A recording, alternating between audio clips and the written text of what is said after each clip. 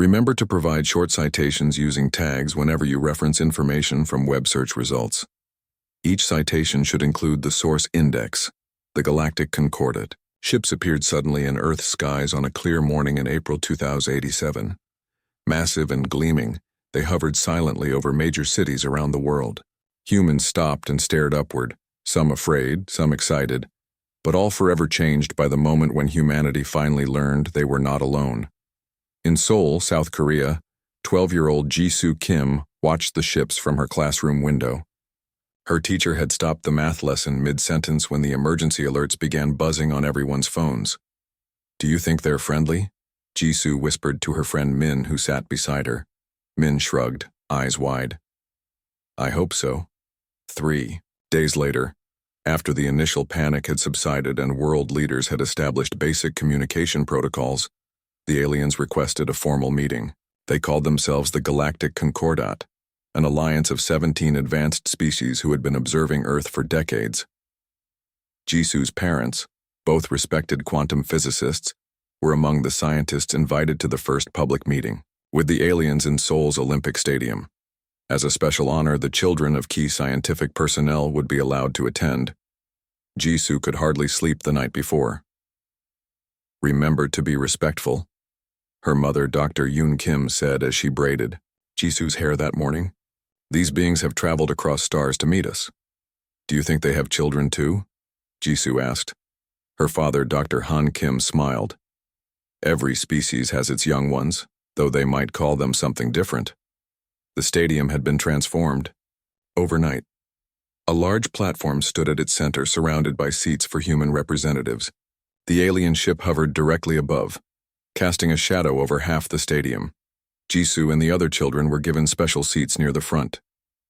Each child carried a small welcome banner with messages of peace in multiple languages. Jisoo's banner read, "Welcome friends from beyond the stars," in Korean, English, and symbols the linguists believed the aliens might understand. At exactly noon, a beam of light appeared from the ship, and 3 aliens descended to the platform. They stood nearly 8 feet tall with slender bodies covered in iridescent scales that shifted colors in the sunlight. Their faces had no noses, just breathing slits, and their eyes were large and completely black. The leader stepped forward. Its voice came through translation devices distributed earlier. "I am Commander Dak of the Galactic Concordat. We greet Earth as potential associates." The human representatives rose and offered their own greetings. Jisoo watched in awe, barely breathing. This was the most important day in human history, and she was here to see it. After the formal speeches, Commander Dak announced that the children would be allowed to approach and present their welcome banners. The children formed a line, each waiting their turn to step forward, bow, and present their banner to a waiting alien. When Jisoo's turn came, she felt both terrified and thrilled. She stepped forward carefully, just as they had practiced. The alien before her was named Officer Lox according to the translator badge he wore. His scales shifted to a gentle blue as she approached. Jisoo bowed deeply, then raised her banner. "Welcome to Earth," she said clearly. A sudden gust of wind caught the banner, making it snap loudly. Officer Lox reacted instantly. His hand moved to a device at his belt, and before anyone could react, a pulse of energy shot forward. Jisoo felt a brief moment of surprise, then nothing at all as she collapsed to the ground. Screams erupted throughout the stadium. Jisoo's parents broke through the security line, rushing to their daughter's side. Dr. Yoon Kim lifted her daughter's head, calling her name over and over, while Dr. Han Kim desperately checked for a pulse that was no longer there. Commander Dak stepped forward, seemingly confused by the chaos. The security officer acted on instinct when he detected a threatening movement. He stated through the translator, "This is unfortunate but understandable." Earth's representatives gathered protectively around Jisoo's body. The head diplomat, her voice shaking with anger, said, "You have just killed an innocent child at a peace meeting."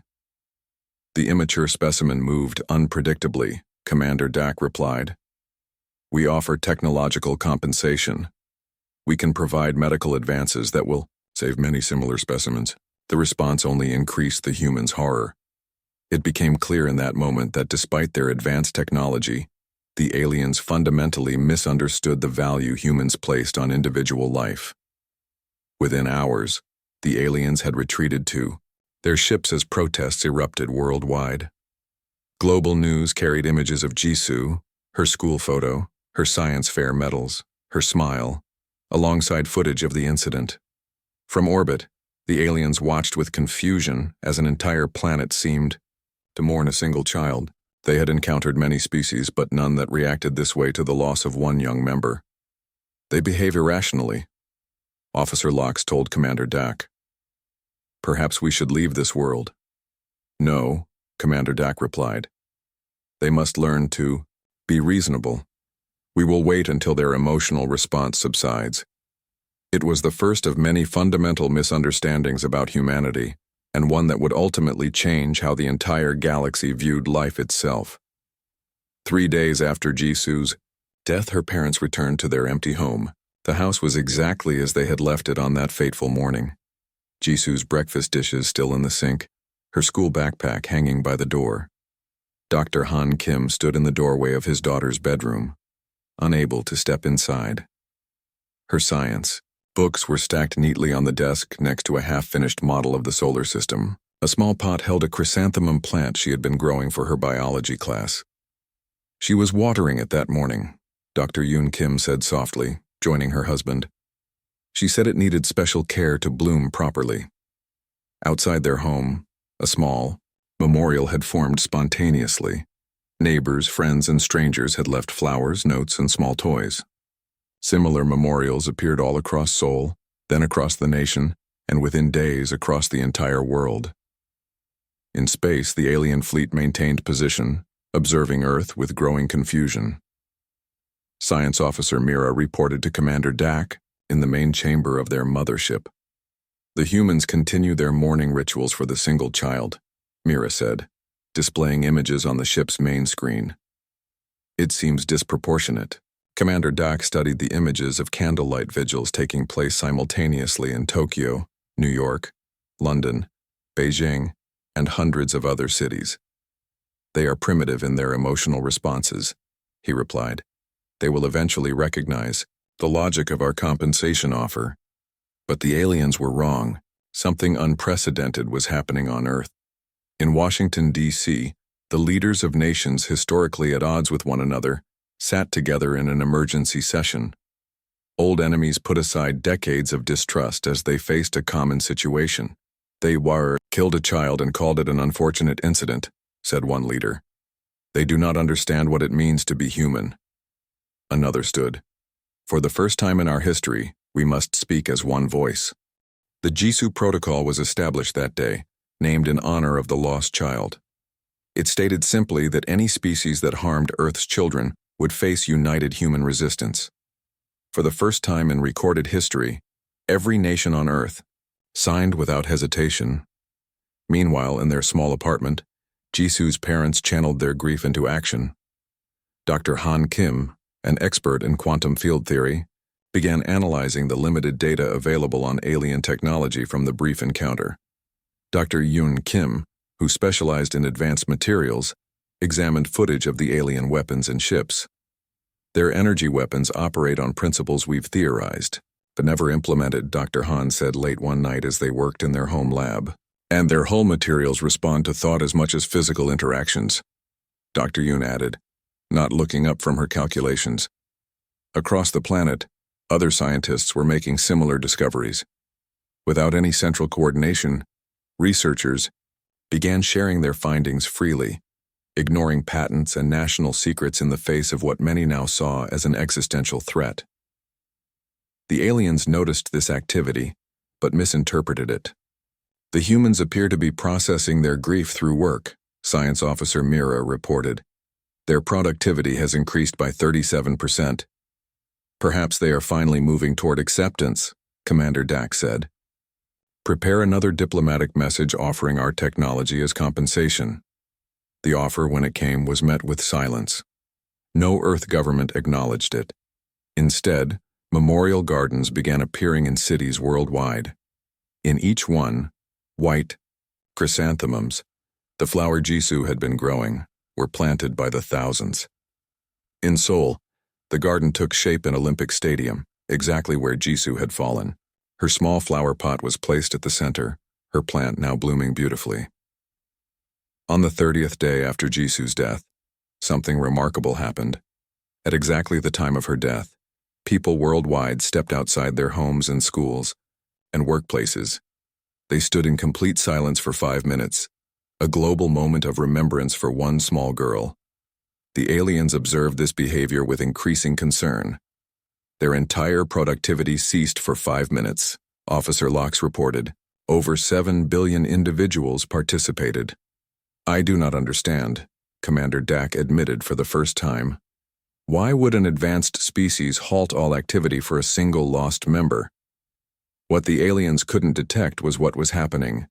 Beneath the surface of human unity, military satellites were quietly repositioned. Underground facilities hummed with activity as scientists worked to adapt theoretical technologies into practical applications. In their apartment lab, Jisoo's parents made a breakthrough. Dr. Yoon held up a small device that pulsed with soft light. It works, she said simply. Dr. Han nodded, his eyes red from lack of sleep. She would be proud of us. On his desk sat a framed photo of Jisoo, smiling widely after winning her school science fair. Next to it was a handmade card she had given him for his last birthday. Inside, in careful handwriting, she had written, "To Dad, who taught me that understanding is the greatest power in the universe." The aliens, so technologically advanced, had fatally underestimated the power of human grief, human love, and human determination. They would soon learn their mistake. 3 months after Jisoo's death, the aliens remained in Earth's orbit. They had sent 17 more messages offering compensation, each one ignored. Commander Dak was growing impatient. These humans waste time with their emotional displays, he told his council. We should consider leaving this system. Just as the council began to vote on withdrawal, alarms blared throughout the fleet. A single vessel had launched from Earth and was rapidly approaching. Impossible, muttered Science Officer Mira, checking her instruments. They cannot have technology to reach us so quickly. Yet the small ship continued its approach. It was sleek and white, with chrysanthemum painted on its side in multiple languages. More alarming to the aliens was that their sensors had not detected its launch or approach until it was already among their fleet.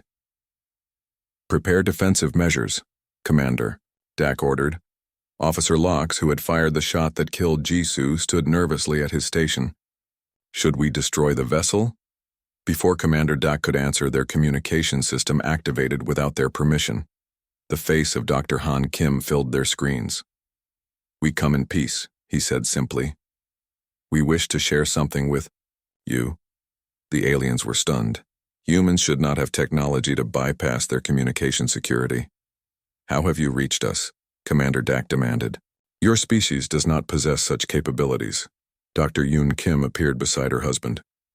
You misunderstand humans in many ways, she said. Today, we will correct that. Before the aliens could respond, the human ship emitted a signal unlike anything the Concordat had encountered. It bypassed their ship's security and connected directly to their neural networks. And then, they experienced Jisoo. Her first steps as a toddler, wobbling across their apartment floor while her parents cheered. Her laugh when her father tickled her. The pride in her eyes when she grew her first chrysanthemum. Her voice as she sang happy birthday to her mother. Her tears when her pet fish died. Insisting on a proper burial in their small garden. Her wonder as she looked up at the stars and asked if anyone was looking back. The signal contained more than memories. Using technology the aliens had believed impossible for humans to develop. Jisoo's parents had created a way to transmit human emotions directly into alien consciousness. For the first time in their long history, the Concordat aliens experienced human grief, human love, human hope. Officer Locks fell to his knees, overwhelmed by the emotional impact. Throughout the fleet, aliens stopped in confusion as unfamiliar sensations flooded their minds. What is happening? Commander Dak gasped, gripping his command chair, as tears, a phenomenon unknown to his species, formed in his eyes. At that exact moment, something else happened. Critical systems throughout the alien fleet suddenly deactivated. Navigation, weapons, shields all went offline simultaneously.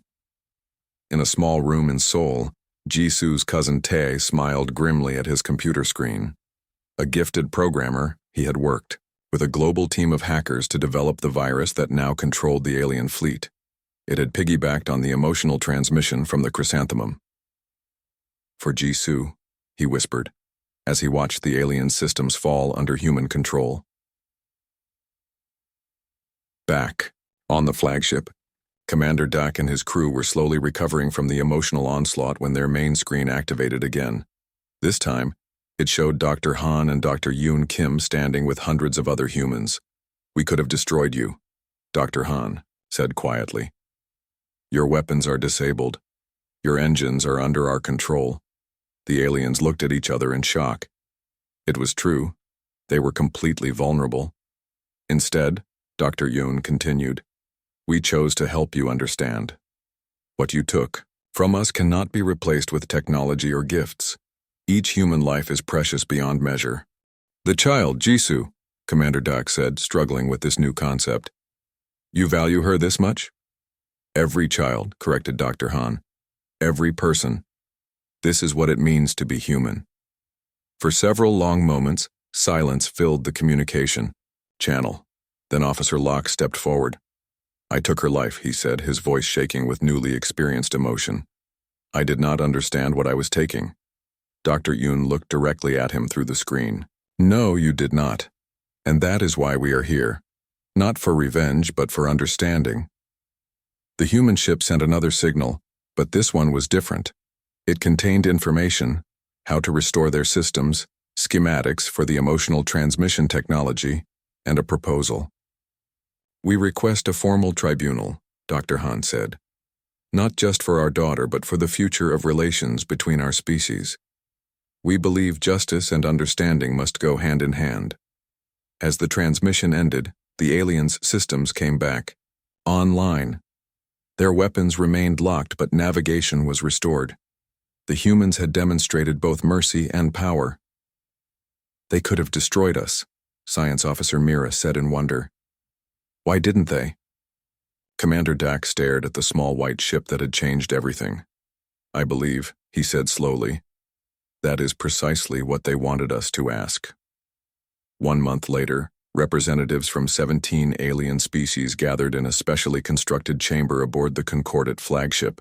The circular room had been designed to accommodate all life forms comfortably, with environmental bubbles for species that breathe different atmospheres. At the center stood a simple wooden podium brought from Earth. Behind it hung a single photograph of Jisoo Kim, smiling in her school uniform. Dr. Han and Dr. Yoon Kim entered with a small delegation of Earth scientists and diplomats. They wore simple black clothing, no special suits or protection. This was deliberate, a show of vulnerability in the face of beings who could kill them with a touch. Commander Dak spoke first. "The Galactic Concordat has agreed to this tribunal to examine the incident resulting in the termination of the human juvenile known as Jisoo Kim." A human diplomat stepped forward. "Not the incident or termination. Please use the correct terms. The killing of a child named Jisoo." This small correction set the tone for what would follow. The humans had not come to accept alien terminology or standards. They had come to establish human values as worthy of respect. Officer Locke was brought forward. Since experiencing Jisoo's memories, he had not been the same. His scales, once iridescent, had dulled to a flat gray. "I am the one who fired the weapon," he said simply. "Do you understand what you did?" Dr. Han asked. Locke looked at him with large, blinking eyes. "I believed I was eliminating a threat. I was wrong." Dr. Yoon reached into a small bag and removed a device.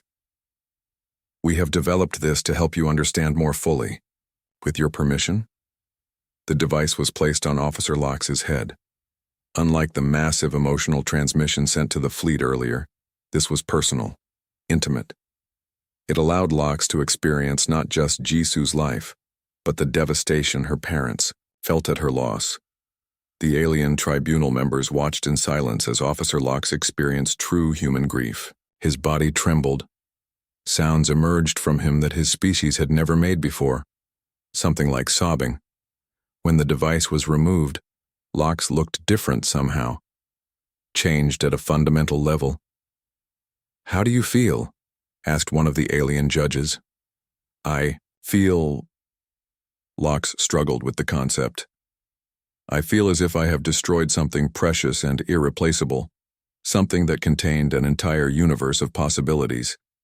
This concept, that a single life could contain infinite potential, was revolutionary to many of the assembled aliens. Their species valued collective achievement over individual existence. Over the next 3 days, the tribunal heard testimony from humans about Jisoo. Not just her parents, but her teachers, friends, and even people who had never met her, but had been moved by her story. Her best friend Min spoke of how Jisoo had once spent weeks nurturing an injured bird back to health.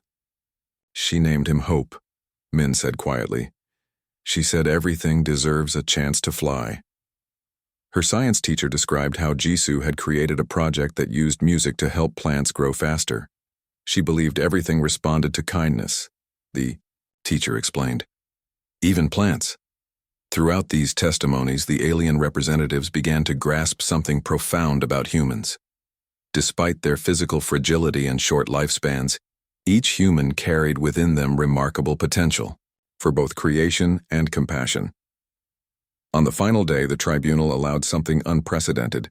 Jisoo's cousin Tae had created a simulation based on probable future paths of Jisoo's life, using advanced predictive algorithms and the complete record of her development.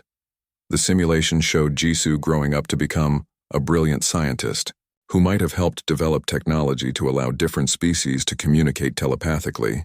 It showed her as a potential diplomat who could have bridged understanding between radically different forms of life. It showed her as a mother whose children might have changed the universe in their own ways. All these possibilities extinguished in a moment of misunderstanding. When the simulation ended, silence filled the chamber. Then Commander Dak stood. "I have presided over 73 tribunals in my lifetime," he said slowly. "Never have I understood the true cost of taking a life until today." The ruling, when it came, was unexpected. Officer Locke was found responsible for Jisoo's death, but the tribunal declared that the entire Concordat shared responsibility for the tragedy. "We failed to understand that emotional intelligence is as valuable as technological advancement," the ruling stated. "We failed to recognize the sanctity individual sentient life."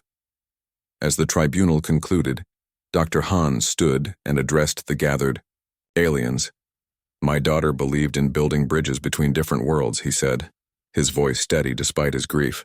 "Today, through her death, she has done exactly that." Officer Locke approached Jisoo's parents and bowed deeply in the human manner he had learned. "In my culture, we do not have a word for what I feel," he said. "In yours, I believe it is called remorse, and also perhaps hope, that something good might yet come from this terrible wrong." Dr. Yoon nodded slightly, her eyes bright with tears. That is what Jisoo would have wanted. As the humans prepared to return to Earth, the foundations of a new relationship between species had been laid, one built not on technology or power, but on understanding and respect for the precious nature of life itself. 1 year after Jisoo's death, spring returned to Seoul. White chrysanthemums bloomed in memorial gardens around the world. But today was different. Today was the day Earth would formally join the Galactic Concordat. The ceremony took place in the same stadium where Jisoo had died. Now transformed, a beautiful garden filled the space where once there had been only concrete. At its center stood a small statue of a girl holding a flower. Dr. Han and Dr. Yoon Kim walked slowly toward the platform. They wore simple white clothing, traditional Korean hanbok, adapted for this historic AUKUS. Ion. Behind them came Earth's united delegation, scientists, diplomats, and ordinary citizens chosen by lottery to witness the event. From above, a beam of light appeared, and the alien representatives descended. They looked different now. Commander Dak and his officers wore no weapons. Their ceremonial robes were white, matching the human delegation. Most striking was Officer Locke's. His scales, once dull gray with grief, now showed faint colors again. Around his neck hung a small pendant containing a pressed chrysanthemum petal from Jisu's plant. "We welcome Earth to the Galactic Concordat," Commander Dak announced, his voice carrying through the stadium. "Not as subjects or junior partners, but as equals who have taught us the most important lesson in our 10,000 years of existence." Dr. Han stepped forward. "And what lesson is that, Commander?" "That the measure of advancement is not technology or conquest," Dak replied. "It is understanding the value of a single life." The signing ceremony was brief. Earth would share its unique understanding of emotional intelligence and art. The Concordat would share technology and knowledge of the galaxy. But most significant was the adoption of the Jisu doctrine as interstellar law. The doctrine was simple, yet revolutionary. No species may judge another as less advanced based solely on technology. No first contact may occur without deep cultural understanding, and the taking of any sentient life, regardless of age or status, required the highest accountability. After the ceremony, Officer Locke approached Jisu's parents. He had spent the past year learning human languages and customs. "I have a request," he said, bowing deeply. "In your culture, when one wishes to honor another's memory, what is the proper way?" Dr. Aoun looked at him thoughtfully. "There are many ways. Some people take a new name to honor the departed." Lox straightened. "Then I wish to be known as Lox Kim from this day forward. I wish to carry your family name as a reminder of my responsibility." Dr. Han nodded slowly. This was not forgiveness. Nothing could bring Jisu back, but it was a step toward healing. 3 days later, the new Interstellar Comprehension Institute opened its doors in Seoul. Dr. Han and Dr. Yoon Kim would lead research teams focused on developing methods for different life forms to truly understand one another beyond simple language translation. "We will focus on emotional translation," Dr. Yoon explained at the opening ceremony, "so that no species ever again dismisses another's feelings as irrelevant." The Institute's first project was already underway, a modified version of the emotional transmission technology that had shown the aliens Jisu's life. But this version was designed to work both ways, allowing humans to experience alien perspectives as well. Throughout the galaxy, the ripple effects of one human child's death continued to spread. On 17 alien worlds, scientists and diplomats began studying human art, literature, and music with new respect. Species that had once dismissed emotions as evolutionary weaknesses now sent their brightest minds to Earth to learn. Lox Kim became the first alien ambassador permanently stationed on Earth. He requested assignment to a small school in Seoul, the same school Jisu had attended. There he taught children about the stars and learned from them about friendship, laughter, and forgiveness. On the anniversary of Jisu's death, something extraordinary happened. White chrysanthemums bloomed not only on Earth but on 17 alien worlds. Botanists had adapted the flower to grow in different atmospheres and conditions. In the Concordat Council Chamber, Commander Dak stood before representatives of over 200 species. Behind him was a garden of white flowers. "A year ago, we believed humans were technologically primitive but curiously advanced despite this limitation," he said. "Today we understand that what we perceived as limitation, their intense emotional connections, is in fact their greatest strength." He gestured to a small human girl who had been invited to speak. She was Jisu's cousin's daughter, just 7 years old. "My cousin Jisu never got to meet aliens," the little girl said simply, "but she always told me that if we ever met people, from the stars, we should remember that being different doesn't mean we can't be friends." As she spoke, the chrysanthemums in the chamber seemed to glow slightly brighter. Scientists would later debate whether this was an actual physical phenomenon or simply how it appeared to those watching. That evening, Dr. Han and Dr. Yoon Kim sat quietly in their apartment, looking at photographs of their daughter. Do you think she would be proud? Dr. Yoon asked softly. Dr. Han nodded. She always said she wanted to change the world. Instead, she changed the galaxy.